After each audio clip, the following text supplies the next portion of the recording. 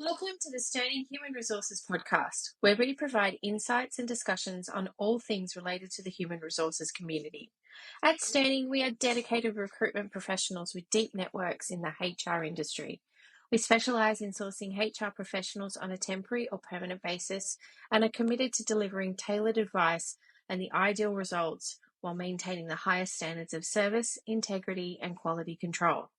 Our podcast will keep you up to date with new HR roles, thought leadership posts, industry discussions by subject matter experts, and updates on the HR market. Join us as we discuss topics such as generalist HR, learning and development, remuneration and benefits, industrial relations, OD, HRIS implementations, change management, recruitment, and much, much more.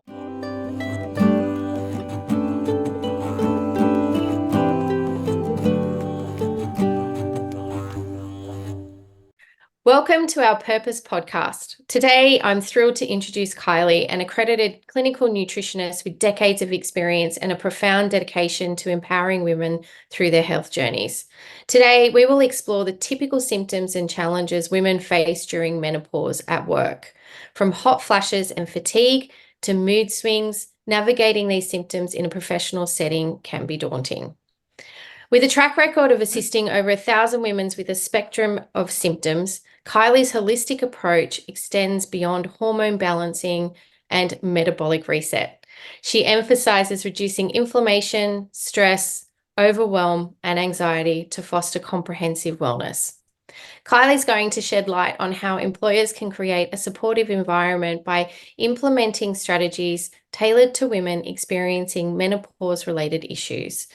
We'll discuss the importance of resources and educational materials that empower employees to better understand and manage menopause. Thank you, Kylie. Welcome today. Thank you so much, Emma, for having me. I'm excited. Beautiful introduction as well. It's going to be a fun conversation because it's not typically one that's broached. And I know in previous years, I've been working in the HR realm recruiting HR professionals since 2005. And it's not something that's ever been really talked about until lately. So I think that it's a very good topic to dive into because we're all going to go through it and we'll all have women around us going through it as well. So it's good to have that empathy to understand what people are going through. Absolutely. Yeah, really cool. So I would like to just dive into it straight away. What sort of typical symptoms and challenges what are some of the typical symptoms and challenges women face during menopause in the workplace? Yeah, absolutely. And I think, menopause is synonymous with hot flushes. So we always sort of think that, it's something that's going to happen to us when we get older and, we don't need to worry about it until we get older.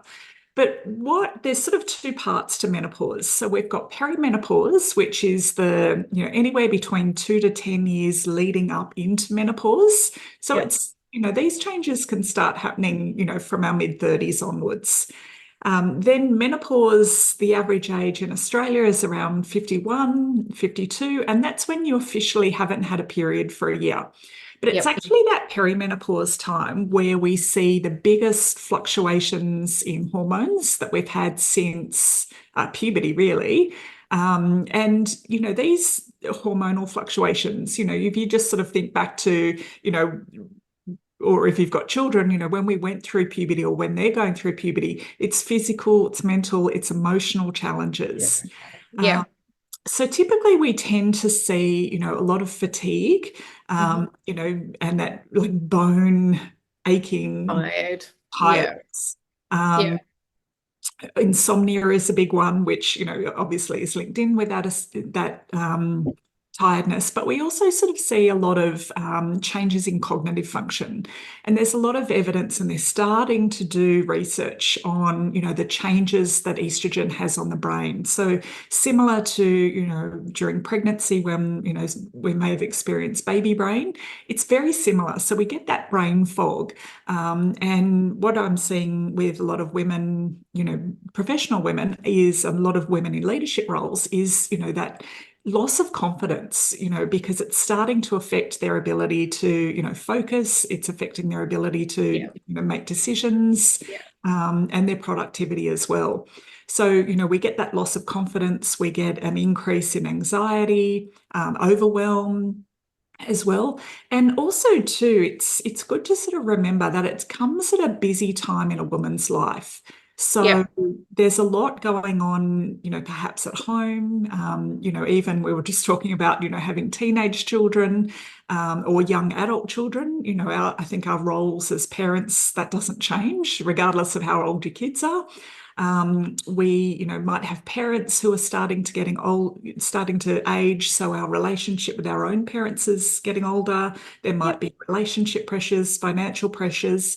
So all of this comes, it sort of happens in the background. And from a hormonal perspective, we do have a decreased resilience to stress during this time. So we don't cope as well with things that, we may have coped well with Yep. previously. So, this happens both, personally and professionally. So there's a lot more sort of going on in the background than just the hot flushes. Yeah, absolutely. Oh gosh, it's a cacophony. Yeah. Isn't it? Can be a train, or it can feel like a train wreck. But Yeah. I think it's important to remember that it is sort of a natural progression, it's Yes. a natural transition. So, we, a girlfriend of mine who'd recently been through breast cancer treatment, she was put into sort of like instant menopause. Yep. And she said, you know what, I feel lucky enough to be going through this, because she said the alternative isn't that great. So, if we're lucky enough to live long enough, it is something that we will all go through. So I think Yeah. it's Yeah. To definitely. varying degrees, absolutely. But Oh, yeah, yeah. we'll all go through it.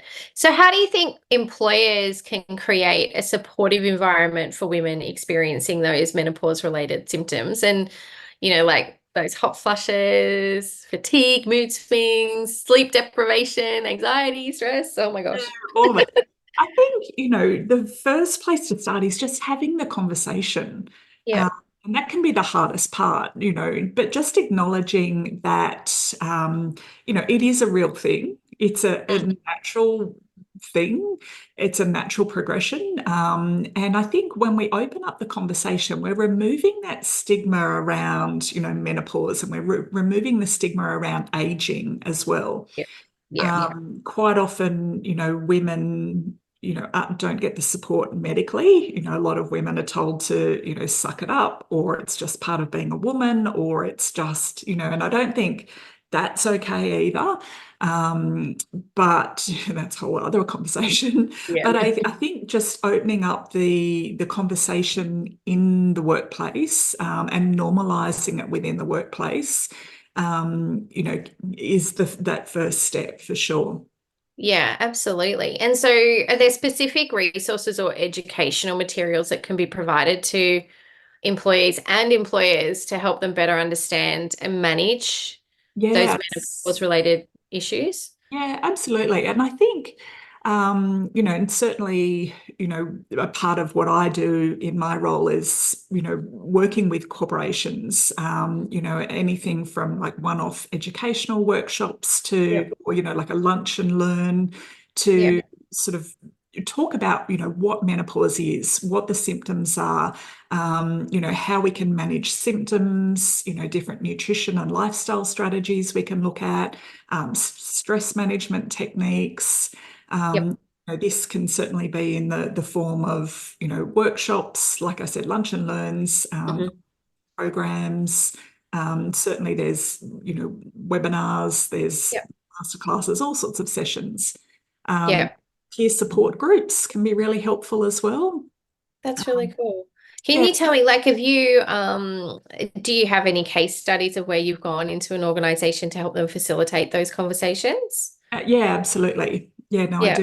a bank of resources and case studies. So, which Amazing. is, and again, it's, if we're measuring it on engagement, um, Yep. and uptake, the more I think we can get sort of management on board, that it's okay to talk about and it's not seen as a weakness, or it's not seen as, we lose that stigma around it. Yeah. Uptake has, for the most part, been really positive. That's great. That's great. And how do you think, or how can workplace wellness programs be tailored to address those unique needs of women going through menopause? Yeah, we can tailor it, in a few different ways. So, we can sort of start with sort of education. What is it? What's involved? What's how do we normalize it? Then, there's certainly, we can look at leadership, sort of how leaders can Yep. create a supportive environment. Then, like definitely running workshops on lifestyle management for Yep. menopause. So Yep. certainly, and I think a lot of women are looking for that practical advice and strategies so they can, manage their nutrition, Mm. control the things they can. So nutrition, lifestyle, exercise, working on stress reduction techniques. And I think this is really empowering because it allows women to take back control over their health. Uh, Yeah. and because certainly, what we did to keep well and fit and healthy in our 20s and 30s, maybe we push the boundaries a bit, but we can't get away with that so much, when we're sort of going through perimenopause and menopause. Yeah, absolutely. Those party days are over. And good sleep. Worse. Absolutely. But And I are there think, any proactive measures that employers can take to promote menopause awareness and support the workplace? So, can you tell me about the training sessions? How would you, or support groups, how would you broach it? yeah, certainly, I guess looking at a organization, like is there an interest in, Yeah, women sort of taking that up? And I think it also comes back to that psychosocial safety. Do women feel comfortable talking about it, in the yeah, workplace? And one thing I have sort of really noticed is, with flexible working arrangements, with hybrid working arrangement, a lot of it is potentially hidden. So if a yeah, woman is working at home, she can kind of mask a lot of what's going on. So it's quite often that the workplace isn't hearing about the challenges that a woman might be going through. yep, And it's not until, something like this is offered and, women are sort of coming out of the woodwork and putting their hands up and saying, yep, that would be great. yep, Um, but certainly starting with, just that awareness, that understanding of, what's involved, but taking into consideration the mental health and emotional well-being of a woman yeah, as well, and those psychological aspects. yeah, So looking at, anxiety, depression, loss of confidence, mood swings, yeah, and I think giving women the resources and the strategies to sort of yeah, cope with that. yeah, Um, and then for a workplace to sort of have that flexibility. So when we look at, flexible, workspace, that isn't just, in terms of being able to take time off. Like it might be, with fatigue, for instance, a woman might find that she's more productive in the morning, for instance, yeah, versus the afternoon. So it's then how can we shift her workload so, she yeah, can get the things done while she's yeah. feeling, while she's I, Yeah, I know what you mean. Like even that 7 till 3, because we've got a couple of clients who at the moment they're quite flexible in that respect because they know that they've got like the demographic and of the employee makeup.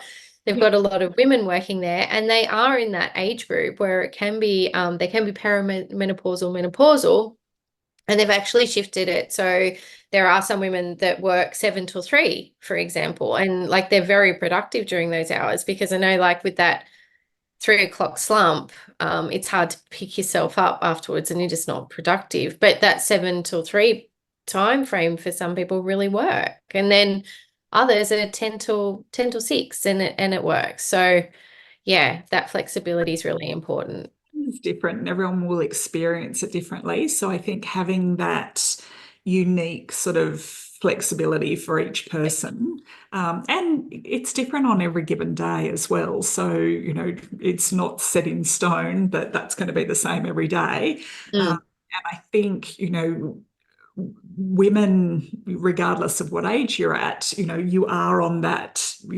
cyclical sort of roller coaster. So there's certainly different times in the month where we're more productive than we are at other times. Yeah, So I think, absolutely. And it just makes the workplace a more like we need diversity in the workplace. We need women in the workplace, and having that flexibility enables them to be able to work when they're best. yeah, At their best. Absolutely. It follows on well, actually, because our podcast, our previous podcast to this one was all about the WGEA reporting and the pay equity.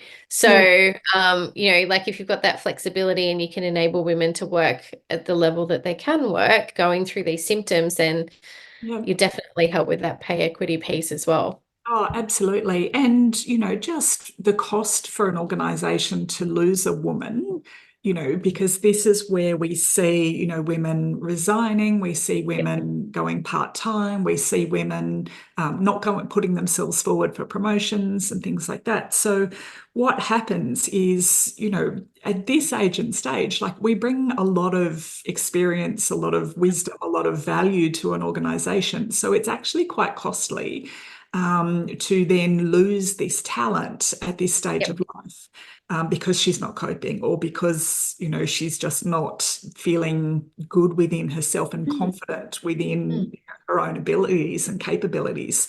So I think, organizations actually have to pay attention to women in this cohort because, we seem to have got the parental leave Yep.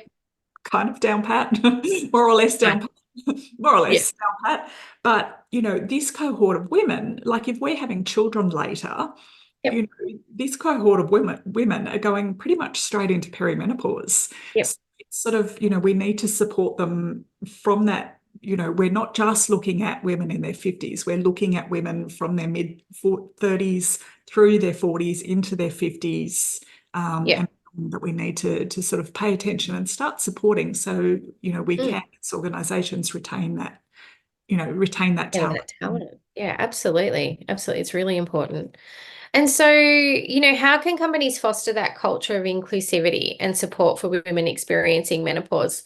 So ensuring they feel valued and respected in the workplace. I know we touched on the flexibility piece a little bit earlier, but are there any other things that we can do? Yeah, sure. So yeah, we looked at flexibility, and I think just uh, having supportive HR policies, so clear policies that allow employees to sort of talk about their health needs related to Mm-hmm.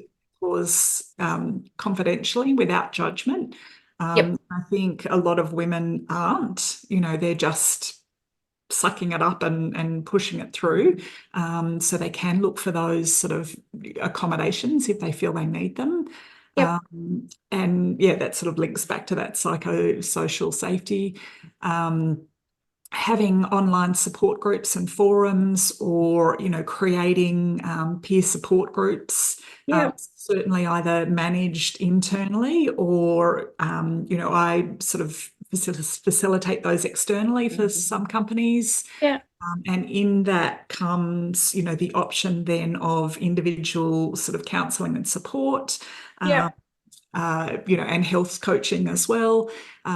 Group coaching certainly works really well, just under that general sort of health and wellness and incorporating, the lifestyles, the stress management techniques that are so important to give women the strategies, to prioritize their own self-care Yeah. because You that can't underestimate it. you really can't. No. And I think it's when you give that control back and, the woman's got the information to, to control her nutrition, to make better lifestyle choices, to incorporate self-care, then, that confidence that she builds within herself, has that flow on Yep. effect into the Yeah. workplace and into what she's doing in her role as well. Absolutely. I used to like I used to, actually, it wasn't that long ago, probably 5 or 6 years ago. You know how people with their morning routines would preach about it and talk Yeah, about how amazing. I was like, oh, whatever. You don't yeah, need that. And then I started doing it. And now it's like I can't live without it because when I don't set up my day properly with my morning routine that I go through, and I don't need to bore you with it, but yeah. it doesn't flow the same, and I'm not in the right headspace, and I feel tired, and I don't feel I can step into the day as my best. So I want to apologize to everyone that I poo-pooed on. I think we've all poo-pooed on lots of things over the years. Yeah, but it's really important. Yeah, those self-care things Yeah. that you put in place. Yeah, and I sort of, when I'm working with women, I sort of frame it as, what are your non-negotiables? Yeah. And how do you build those non-negotiables? So rather than, like come at it with from, you need a specific diet or you need to do Yeah. some program, it's sort of like if you build your non-negotiables in that are going to support you and support the way you show up at work, the way you show up at home, how do we build in those non-negotiables? And Yep. it just is a good way for women to sort of set boundaries um, Mm, around what they will and won't take on, boundaries around, yeah, just their own sort of self-care and well-being. absolutely. Yeah. As I said, don't underestimate it, and you know that. Yeah. So that's really cool. And I know, Kylie, you've got like a number of programs, but there's one in particular that you've launched recently, which is around corporate wellness solutions. So elevating and supporting women in your organization. I think that it would be really cool for us to be able to share that with our network. And obviously, we can share links after the podcast is out as well, so that people can access that and ask you any questions. Can you give me a little overview of what you do in that program? Yeah, sure. So very much tailored for what an organization needs. Yeah. So again, for the requirements of a particular organization, we can do one-off educational workshops, Awesome. either online or on site. I've got, sort of a bank of online digital sort of wellness resources where, in the form of articles, podcasts, webinars, downloadable guides. Yep. And these can also be curated to provide the support and information, that a company needs. Yep. There's certainly individualized support, which, works really well. And what is currently working really well is we're running group wellness programs. Yes. Um, but in that group wellness program, we've got individualized support. So that, those individuals can access confidential support. So, Yep. we can develop a personalized wellness plan for them. Fantastic. And then also, yeah, sort of facilitating peer support groups. So, Yep. and this has been really great as well because it sort of, particularly with diverse workforces, to be able to sort of come in and sort of like bring a group of colleagues together, to sort of share those experiences, provide mutual support. Again, it takes or Yeah. destigmatizes Yeah. menopause as well. So, Yeah, that's so really cool. I've seen it work really, really beautifully. And it can be part of your EAP. It could be part Yeah, of your engagement strategy. It can be part of your social well-being, program, and also diversity and inclusion, because yes, it opens up that conversation for women and their supporters as well. yeah, So yeah, absolutely. it's really cool. So I think that we've talked about a fair bit today, but I will make sure that from an individual perspective, there might be people that want to reach out to you for support, and then also that corporate piece as Yeah, well. Maybe leaders will want to be able to open that conversation, but don't know how. I think it's really important to have someone like you in their corner to support that and help people with resources. Like I've learned a little bit today, and I think that the confidence, productivity, anxiety, and overwhelm can be greatly supported um, by someone like you, but then also people taking control of their self-care, and those women being able to talk freely and be able to express what they're actually going through and not be shamed about it either. Um, Yeah. and it's okay to have that conversation. I think removing the stigma around menopause and aging, you're doing a fantastic job. And I really appreciate you coming on here today to just introduce people to, you know, what you do, but then also how they can broach those conversations is really cool. Yeah. Yeah, absolutely. And but yeah, no, thank you for having me. You're And very if welcome. it's okay, I am actually interviewing HR sort of leaders for a white paper at the moment, and we're Perfect. looking at female employee sort of retention and engagement in the Mhm, workplace. mhm. And yeah, I've had some amazing conversations, and I would, certainly love to invite anyone who'd be interested in contributing to that white paper to, yeah, please reach out, and I would, yeah, love to speak to you about, Excellent. yeah, That's really cool. We'll share the links and then yeah, thank you. yeah, we'll direct people to you, and if they ask questions then we'll send them your way. So these interviews will be really cool. I can't wait to see the white paper. I know, me too. It's a bigger job than I thought. It always is. It always Yeah, is. You're like, oh, can you do this first? And you're like, yeah, that'd be amazing. And then yeah, like, yeah. wow. And then I'm halfway through, and I'm like, oh wow, how is this all going to come together? But it will. It will. It will. It And you will. learn a lot along the way. That's really cool. Well, Yeah. thanks, Kylie. I really appreciate you, and I really appreciate you coming on our podcast and sharing your wisdom. Oh, thank you, Emma. Thank you so much for having me, and thanks everyone for listening.